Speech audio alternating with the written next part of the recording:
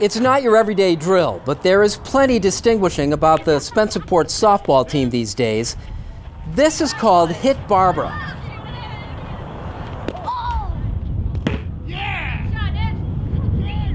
Barbara's a mannequin and a souvenir from head coach Eric Binn's days as a hairdresser.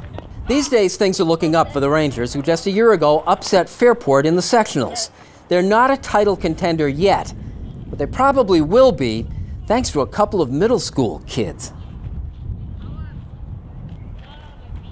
The way you speak with them is a little bit different, just because they're, the one's 12 years old and the other one's just turned 14. So you have to remember that you can't be too harsh, because they may take it a little bit more seriously than, with a senior, where I can joke with them a little bit harder and they will just laugh at me. You say it to a 7th grader, they won't.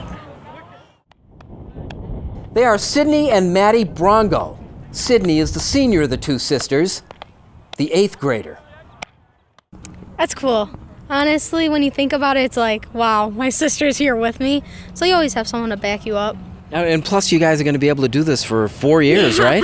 Yeah, we'll be here for a while. And her playing left field and me third, it's like a double backup. Sister and left field and thirds. To have an 8th grader, Sydney, starting at third base, I mean, she's definitely, the sky's the limit with her. She defensively, skill set is for an 8th grader, it's the best I've seen as an 8th grader.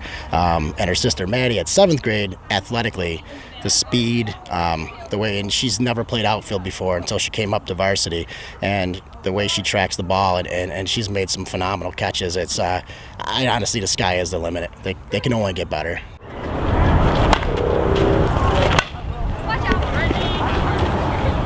Her kid sister Maddy is a potential star. There are not many 7th graders out there playing varsity softball. What's this been like for you? It's nervous. Like, you don't want to make a mistake because there's a bunch of seniors, but it's fun at the same time.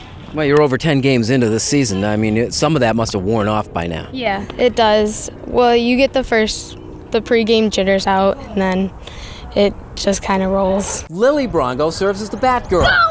A 5th grader, she'll play with her 2 older sisters in a couple of years. For the Brongos, softball is a round-the-clock job.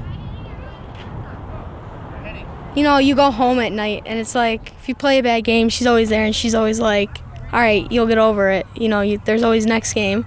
Or playing with her, she's always like, shake it off, you'll be fine. Is it ever too much softball, that you two are talking too much softball? I don't think there's any too much softball. I think it's always softball.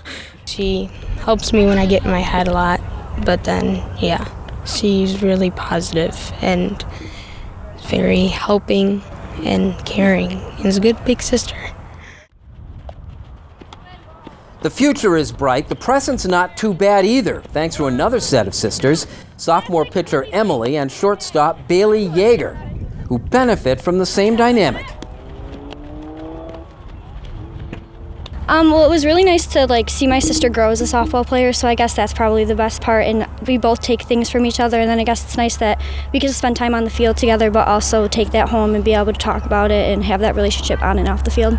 Emily is a really quiet girl, so Bailey knows how to read her probably better than anybody.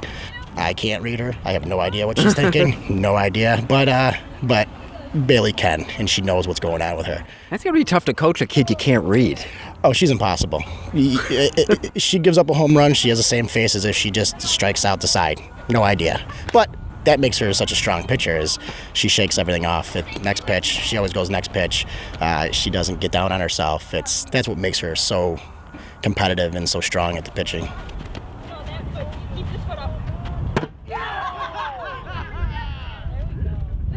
Sister versus sister!